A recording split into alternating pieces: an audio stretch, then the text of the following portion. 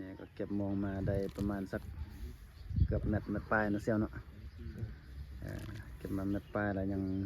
เห็นปลาจักโตเท่มองเนี่ยความยาวมัน50 เซน50 เมตรลิม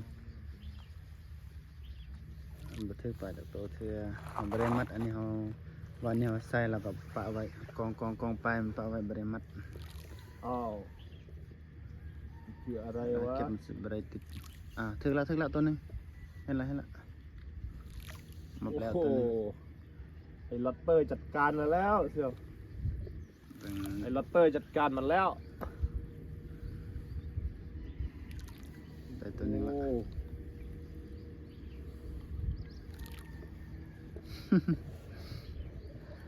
อันนี้มองน้อยอย่างบันทึกมองใหญ่สำคัญเลยตีเสียมองใหญ่เขาใส่เอาปลาใหญ่ไปเดียวเด้อปลาถึกปลาตัวหนึงละปลาย่างเสียวปลามันอ่ะปลานินปลานินได้ปลานินปลานินตัวหนึงจริงๆน้องนี่มันมีปลาไล่เด้แต่ว่าอันนี้น้ำมันยังบ่แห้งแท้เทื่อโอ้ลงตี้นี้ตี้วัดปลามันบ่แห้งแท้เทื่อแล้วก็เวลาเรามาใส่มองเนาะถ้าปลามันแห้งมันต้นไข่กุกยามมาแล้วปลาหม้อข้างดำเนาะเด้อปลาหม้อข้างดำปลาหม้อข้างดบ่แม่นปลานินปลาหม้อข้างดำเนาะ